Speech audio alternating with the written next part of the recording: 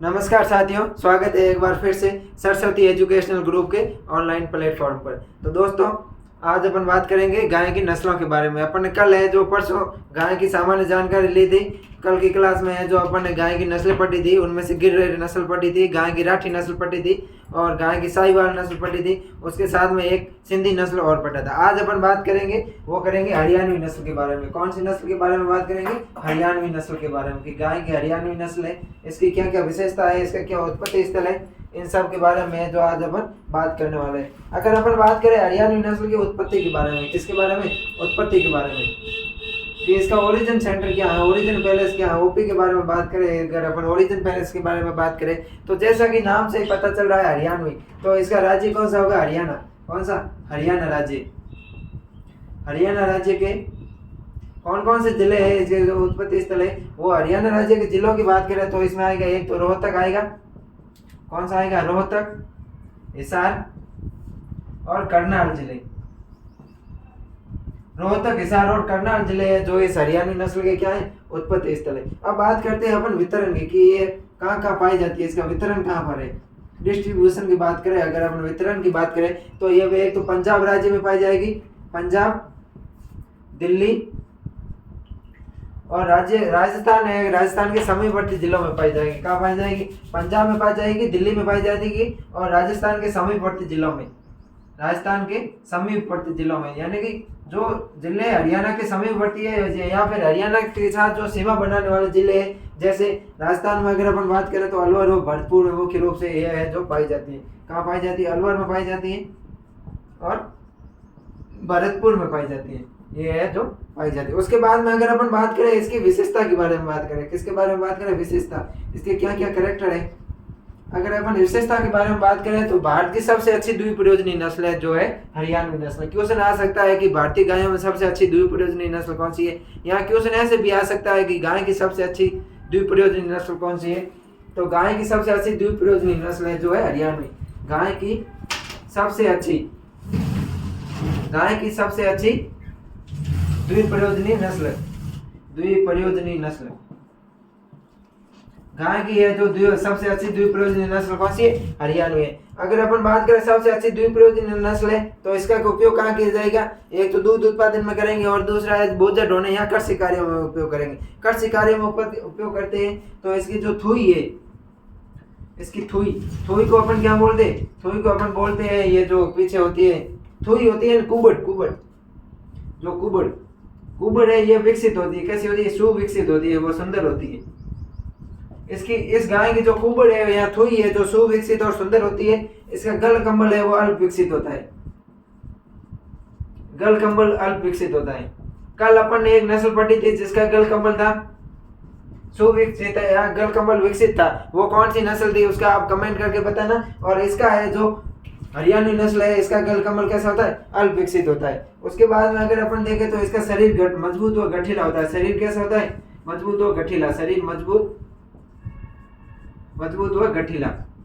यह द्विप्रयोजनी नस्ल है। द्विप्रयोजनी नस्ल है तो कृषि कार्य करते हैं। कृषि कार्य करने के लिए शरीर मजबूत होना जरूरी है। तो ये है इसकी मुख्य विशेषता। उसके बाद में अगर अपन बात करें इसके मिल्क प्रोडक्शन की, किसकी बात करें? इसके दुग्ध उत्पादन की बात करें अपन, मिल्क प्रोडक्शन की, तो जैसा कि अपन को पता है, कल अपन ने पढ़ा था कि इसका जो औसत दुग्ध उत्पादन है दूधारू नस्लों का वो कितना होता है? 1000 से 1500 लीटर होता है। कितना होता है? 1000 से 1500 लीटर होता है जो प्रति ब्याज दुग्ध उत्पादन होता है। जो ये जो द्विप्रयोजनी नस्ल है इनका दुग्ध उत्पादन औसत कितना होता है? 1000 से 1500 लीटर होता है, तो वो होता है। और अगर इसकी बात करें, एक है याद रखना, हरियाणवी नस्ल को डेजर्ट ब्रीड स्टॉक के नाम से जाना जाता है। किसके नाम से जाना जाता है? Desert breed stock. हरियाणवी नस्ल को डेजर्ट ब्रीड स्टॉक के नाम से जाना जाता है। Breed stock. क्वेश्चन आ सकता है कि डेजर्ट ब्रीड स्टॉक के नाम से किस नस्ल को जाना जाता है? तो डेजर्ट ब्रीड स्टॉक के नाम से गाय की हरियाणवी नस्ल को जाना जाता है, ये ध्यान रखना। तो ये थी अपने हरियाणवी नस्ल। इसमें क्या पढ़ा अपन ने? इसके उत्पत्ति स्थल की बात करें, ओरिजिन सेंटर की, तो हरियाणा के रोहतक, हिसार और करनाल जिले थे। और इसको वितरण है वो पंजाब, दिल्ली और राजस्थान के समीपवर्ती जिले हैं। जो हरियाणा से सीमा बनाने वाले जिले हैं अलवर व भरतपुर। उसके बाद में अगर इसकी विशेषता की बात करें तो सबसे अच्छी द्विप्रयोजनी नस्ल है। इसकी थुई यहाँ जो कुबड़ है ये विकसित पाया जाता है, गलकंबल है जो अल्प विकसित होता है। कल अपन ने एक गाय की नस्ल पढ़ी थी जिसका गलकंबल है वो लटका हुआ था, तो वो कौन सी नस्ल है उसके है जो आपको कमेंट करके बताना है। वैसे मैं बता देता हूँ, वो साहिवाल नस्ल थी। इसका शरीर मजबूत व गठीला होता है और मिल्क प्रोडक्शन है वो 1000 से 1500 लीटर होता है। और इसको अन्य नाम की बात करें तो ये है, इसको डेजर्ट ब्रीड स्टॉक के नाम से जाना जाता है। किसके नाम से जाना जाता है? डेजर्ट ब्रीड स्टॉक के नाम से जाना जाता है। तो ये थी अपने हरियाणवी नस्ल। अब अपन बात करते हैं, वो करते हैं थार पारकर नस्ल के बारे में। किसके बारे में बात करेंगे? गाय की थार पारकर। जैसे कि नाम से पता चल रहा है थार पारकर, गाय की थार पारकर, थार पारकर।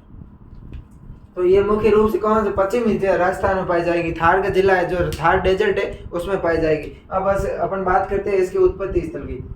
उत्पत्ति स्थल की बात करें तो उत्पत्ति स्थल की बात करते हैं अपन, तो इसका उत्पत्ति स्थल है वो है, इसके अंदर सही डालना।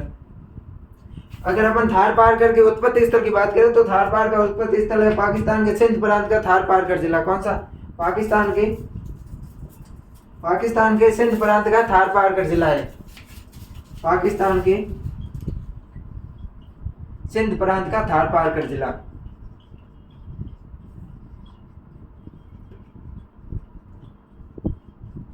जो पाकिस्तान का सिंध प्रांत है उसका एक अपने भारत में है, अपन राज्यों को क्या बोलते हैं? राज्य ही बोलते हैं। वैसे पाकिस्तान में राज्यों को क्या बोलते हैं? प्रांत बोलते हैं। तो पाकिस्तान का जो सिंध राज्य है या सिंध प्रांत है उसका एक जिला है थार पारकर जिला, जो है इस थार पारकर नस्ल का क्या है? उत्पत्ति स्थल है। अब अपन बात करते हैं कि ये वितरण बात करें, अगर अपन कहाँ पाई जाती है, वितरण की बात करें तो पाकिस्तान से लगने वाले राज्य, पाकिस्तान के साथ सीमा बनाने वाले राज्य कौन से? गुजरात,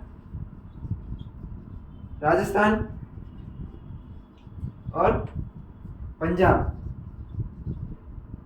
गुजरात, राजस्थान और पंजाब है जो इसका थार पारकर नस्ल है, जो इसका क्या है? वितरण स्थल है। यानी कि गुजरात राज्य में पाई जाएगी, राजस्थान में पाई जाएगी और पंजाब में पाई जाएगी। अगर अपन राजस्थान की बात करें कि राजस्थान के कौन से जिलों में पाई जाती है, तो राजस्थान के वे जिले जो अंतर्राष्ट्रीय सीमा बनाते, क्या बनाते? अंतर्राष्ट्रीय सीमा। कौन कौन से? बाड़मेर,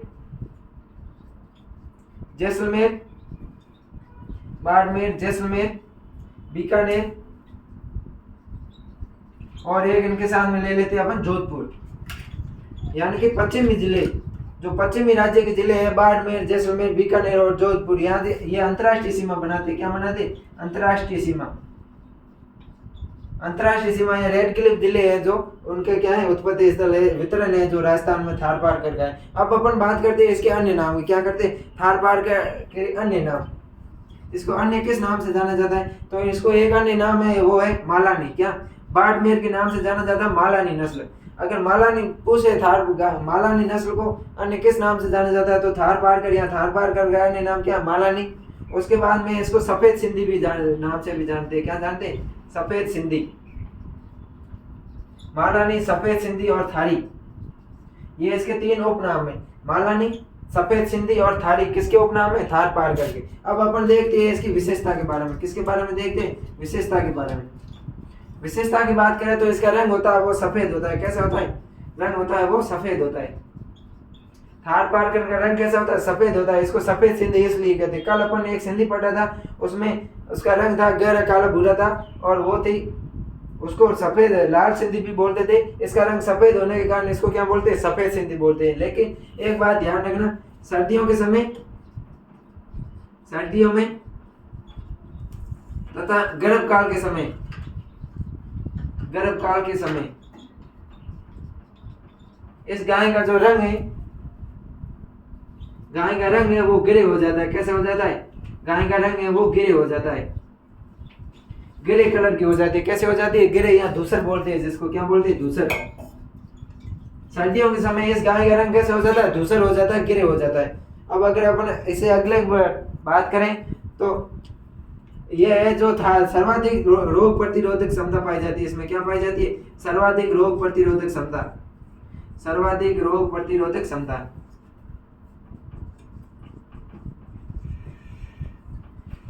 जो थार पारकर गाय है, थार पारकर गाय के अंदर सर्वाधिक रोग प्रतिरोधक क्षमता पाई जाती है। इसका रंग सफेद होता है, लेकिन गर्भकाल या गर्भावस्था के समय तथा सर्दियों में इस गाय का रंग कैसा हो जाता है? ग्रे या धूसर हो जाता है। उसके बाद में अगर अपन देखें तो ये वातावरण के अनुकूलता पाई जाने की ये क्या पाई जाती है, इनमें सर्वाधिक क्षमता पाई जाती है। वातावरण के अनुकूल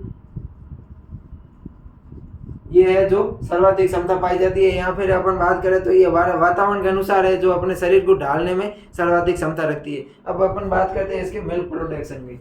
तो इससे है जो एक दिन में यह सर्वाधिक 20 लीटर दूध उत्पन्न किया गया है। कितना? 20 लीटर दूध है जो सर्वाधिक एक दिन में इससे है जो प्राप्त किया गया है। अगर अपन बात करें इसके मिल्क प्रोडक्शन की, किसकी बात करें, मिल्क प्रोडक्शन की बात करें तो एक दिन में सर्वाधिक 20 लीटर दूध प्राप्त किया गया। सर्वाधिक 20 लीटर दूध प्राप्त करने का रिकॉर्ड है। गाय की सर्वाधिक दूध उत्पादन तो अपन कल पढ़ा था साहिवाल से होता है। किससे होता है? साहिवाल से। लेकिन एक दिन में सर्वाधिक 20 लीटर दूध है जो भारतीय गायों में जो इस थारपारकर नस्ल से है वो प्राप्त किया गया। उसके बाद में अगर अपन कुल मिल्क प्रोडक्शन की बात करें तो कुल मिल्क प्रोडक्शन होता है वो होता है लगभग 1600 से 2000 लीटर। कितना होता है? 1600 से 2000 लीटर। कुल मिल्क प्रोडक्शन कितना होता है? 1600 से 2000 लीटर प्रति ब्याज होता है। उसके बाद में अगर बात करें अपन इसके प्रजनन केंद्र की, क्या इसकी बात करें? प्रजनन केंद्र। तो थारपारकर नस्ल है, इसका प्रजनन केंद्र एक है चांदन जैसलमेर। कहाँ है? चांदन जैसलमेर। राजस्थान में इसके 2 प्रजनन केंद्र है। दूसरा है सूरतगढ़। कहाँ? सूरतगढ़। सूरतगढ़ है श्री गंगानगर में। कहाँ है? श्री गंगानगर में। तो अपन ने थारपारकर के बारे में पढ़ा है। थारपारकर का उत्पत्ति स्थल है वो है पाकिस्तान के सिंध प्रांत का थारपारकर क्षेत्र। अगर वितरण की बात करें तो पाकिस्तान के साथ अंतर्राष्ट्रीय सीमा बनाने वाले राज्यों में पाई जाती है। गुजरात, राजस्थान, पंजाब में। और अगर अपन राजस्थान की बात करें तो अंतर्राष्ट्रीय जिले हैं जैसे बाड़मेर, जैसलमेर, बीकानेर और जोधपुर में पाई जाती है। उसके बाद में अगर अपन बात करें इसके अन्य नाम की तो थारपारकर के अन्य नाम है, एक तो है सफ़ेद सिंधी, एक है बाड़मेर के नाम से जानी जाती है इसको मालानी। बाड़मेर क्षेत्र में पाई जाती है इसलिए इसको मालानी भी कहते हैं, सफ़ेद सिंधी कहते हैं और थारी नस्ल कहते हैं। कैसी? थारी। इसका अन्य नाम क्या है? थारी। थारपारकर से बना है थारी। उसके बाद में अगर अपन इसकी विशेषता की बात करें तो इसमें है जो सर्वाधिक रोग प्रतिरोधक क्षमता पाई जाती है। मारवाड़ क्षेत्र में पाई जाती है इसलिए इसमें सर्वाधिक रोग प्रतिरोधक क्षमता पाई जाती है। आगे अपन पढ़ेंगे भैंस, गाय की मारवाड़ी नस्ल, बकरी की मारवाड़ी नस्ल, भेड़ की मारवाड़ी नस्ल, उनमें भी है जो सर्वाधिक रोग प्रतिरोधक क्षमता पाई जाती है। उसके बाद में है इसका रंग होता है वो सफ़ेद होता है और सर्दियों तथा गर्भावस्था के समय है जो इसका रंग कैसा हो जाता है? सफ़ेद से कैसा हो जाता है? ग्रे हो जाता है, धूसर हो जाता है, धूसर कलर हो जाता है। उसके बाद में जो ये वातावरण के अनुसार ढलने में इसकी सर्वाधिक क्षमता पाई जाती है। इससे है जो एक दिन में सर्वाधिक 20 लीटर दूध उत्पन्न प्राप्त किया गया है।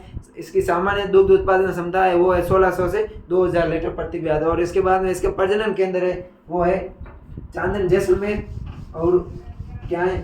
सूरतगढ़, श्री गंगानगर में। 2 राजस्थान में इसके प्रजनन केंद्र है, चांदन जैसलमेर और सूरतगढ़, श्री गंगानगर। अब अपन बात करते हैं हरियाणा। थारपारकर के बाद में हरियाणा में हो गई, थारपारकर हो गई। अब अपन बात करते हैं कांकरेज। कौन सी नस्ल की बात करेंगे? अब अपन बात करेंगे वो करेंगे कांकरेज नस्ल के बारे में। अगर अपन बात करें कांकरेज की तो कांकरेज का उत्पत्ति स्थल है वो है गुजरात राज्य। कौन सा? कांकरेज का उत्पत्ति स्थल है वो है गुजरात का कच्छ का रण क्षेत्र। उत्पत्ति कांकरेज की अपन उत्पत्ति की बात करें तो वो है गुजरात के कच्छ का रण क्षेत्र। गुजरात के कच्छ का रण क्षेत्र, कच्छ का रण क्षेत्र। उसके बाद में अपन बात करें कि वितरण ये कहाँ पाई जाती है? राजस्थान में है जो गुजरात से साथ सीमा बनाने वाले राज्य, दक्षिणी राज्य तो गुजरात के साथ सीमा बनाते हैं। कौन कौन से? जैसे सांचौर, जालोर, बाड़मेर, सिरोही, फिर अपन बाड़मेर से थोड़ा आगे जोधपुर ले सकते हैं इसके साथ में, जोधपुर। ये है जो इन क्षेत्रों में वो पाई जाती है। जैसलमेर भी साथ में लिख सकते हैं, बाड़मेर में है तो जैसलमेर में भी हो जाएगी। तो इसका राजस्थान में वितरण देखें तो सांचौर, जालोर, बाड़मेर, सिरोही, जोधपुर और जैसलमेर। अब बात करते हैं इसके अन्य नाम की। किसकी? अन्य नाम की। अन्य नाम की बात करें तो इसको है जो सांचौरी नस्ल कहते हैं। क्या कहते हैं? सांचौरी नस्ल बोला जाता है। इसको जालोरी नस्ल बोला जाता है। क्या? जालोरी। इसको सांचौरी नस्ल बोलते हैं, जालोरी नस्ल बोलते हैं और इसको एक बोलते हैं बनियारी। बनियारी ये है जो इसके अन्य नाम है। अब अपन बात करें इसकी विशेषता की मेरे हिसाब से गायों में सबसे बड़े सींग है जो इस कांकरेज नस्ल में ही पाई जाती है। हमारे उधर बाड़मेर में, जैसलमेर में कांकरेज नस्ल वही से पाई जाती है। इसके सींग है जो सबसे बड़े होते हैं और इसके अंदर है जो सींग कैंसर की समस्या सर्वाधिक पाई जाती है। हॉर्न कैंसर है जो लगभग 90% है वो सींग कैंसर होता है, कितना लगभग 90% सींग कैंसर की संभावना पाई जाती है इसके अंदर। अब अपन बात करें इसकी विशेषता की, तो देसी नस्लों में सबसे भारी व सबसे ऊंची नस्ल है, ध्यान रखना। देसी या भारतीय गायों में, भारतीय या गाय देसी एक ही बात है, भारतीय गायों में सबसे ऊंची व भारी नस्ल, गायों में सबसे ऊंची वो भारी नस्ल भारतीय गायों में सबसे ऊंची है और भारी है। और अगर भारतीय गायों में सबसे ऊंची और भारी होगी तो इसके पैर होंगे लंबे, पैर लंबे मजबूत तथा सीधे होते हैं। पैर सीधे लंबे तथा मजबूत होते हैं, पैर लंबे मजबूत तथा सीधे होते हैं। इसके पैर कैसे होते हैं? सीधे होते हैं, लंबे होते हैं और मजबूत होते हैं। भारतीय गायों में सबसे भारी नस्ल है और सबसे ऊंची नस्ल है। ये है जो सवाई चाल के लिए प्रसिद्ध है। किसके लिए? सवाई चाल के हेतु प्रसिद्ध, सवाई चाल हेतु प्रसिद्ध। एकदम आराम से भारी नस्ल है, इसके पैर लंबे हैं तो ये कैसे चलती है? सवाई चाल के लिए है जो प्रसिद्ध है। जो मिर्जा राजा सवाई जयसिंह है उसकी जैसी है जो सवाई चाल है, तो ये नस्ल प्रसिद्ध है। उसके बाद में अगर अपन बात करें इसके, तो इसके अंदर है जो दूध है, दूध के अंदर सर्वाधिक वसा पाई जाती है। भारतीय गायों के अंदर, भारतीय गायों में इसके दूध में सर्वाधिक वसा प्रतिशत पाई जाती है, सर्वाधिक वसा प्रतिशत पाया जाता है, सर्वाधिक वसा प्रतिशत पाया जाता है, वसा प्रतिशत पाया जाता है। जो कांकरेज नस्ल है इसका दूध है, इस दूध के अंदर सर्वाधिक वसा किस नस्ल में पाई जाती है? कांकरेज नस्ल में। क्वेश्चन आ सकता है कि गाय की कौन सी नस्ल के दूध में सर्वाधिक वसा पाई जाती है? तो कांकरेज नस्ल के दूध में सर्वाधिक वसा पाई जाती है। और अगर क्वेश्चन आ जाए कि गाय के किस नस्ल के दूध के अंदर सर्वाधिक लैक्टोज की मात्रा पाई जाती है, तो लैक्टोज पूछे तो सबसे मीठा दूध साहिवाल का होता है। तो डेयरी के लिए सबसे उपयुक्त नस्ल भी साहिवाल है। और अगर पूछे कि सबसे वसा किस गाय के किस दूध में सर्वाधिक पाई जाती है, तो वो है कांकरेज नस्ल के अंदर है जो वसा है वो सर्वाधिक पाई जाती है। उसके बाद में अगर अपन बात करें तो इसके सींग होते हैं वो बड़े होते हैं और सींग के अंदर कैंसर की समस्या पाई जाती है। क्या? सींग कैंसर की समस्या संभावना, सींग कैंसर की समस्या इसके अंदर है। जो सींग बड़े होते हैं, बड़े आकार में होते हैं, तो है जो सींग कैंसर की समस्या है जो संभावना है वो सर्वाधिक रहती है। इसलिए है जो अपन डी हॉर्निंग कर देते हैं।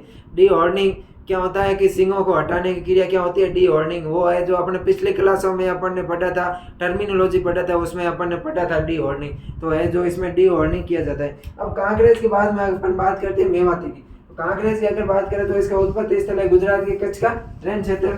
ये राजस्थान में है जो सांचौर, जालोर, बाड़मेर, सिरोही, जोधपुर, जैसलमेर जिलों में पाई जाती है। इसका अन्य नाम की बात करें तो सांचौरी, जालोरी और बनियारी।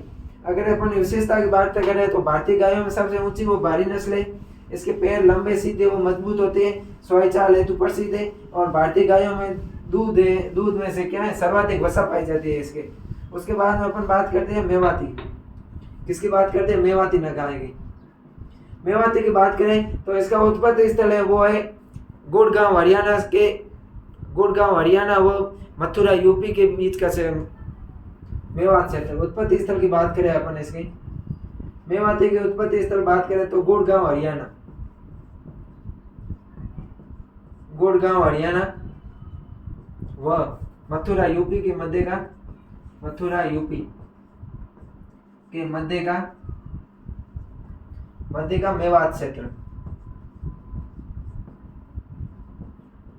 गुड़गांव हरियाणा से लेके मथुरा यूपी के बीच का जो मेवात क्षेत्र है वो है जो इस गाय का क्या है? उत्पत्ति स्थल है। अगर बात करें इसका वितरण की, राजस्थान में अगर इसका वितरण की बात करें तो राजस्थान में पाई जाती है अलवर व भरतपुर में। वितरण की बात करें तो अलवर व भरतपुर, अलवर व भरतपुर। अन्य नाम की बात करें तो इसका अन्य नाम है वो है कोसी। अन्य नाम क्या है? कोसी। अन्य नाम है वो है कोसी। और अगर अपन इसके प्रजनन केंद्र की बात करें, प्रजनन केंद्र, मेवाती नस्ल का प्रजनन केंद्र है अलवर में। मेवाती नस्ल का प्रजनन केंद्र अलवर में। मेवाती नस्ल का अन्य नाम है वो है कोसी। वितरण है अलवर व भरतपुर में। और गुड़गांव हरियाणा व मथुरा यूपी के मध्य का मेवात क्षेत्र है। तो आज अपन ने गाय की 4 नस्लें पढ़ी है, हरियाणवी, थार पारकर, कांकरेज और मेवाती। मुझे आशा है कि आज आपको जो मैंने पढ़ाया वो समझ में आया है।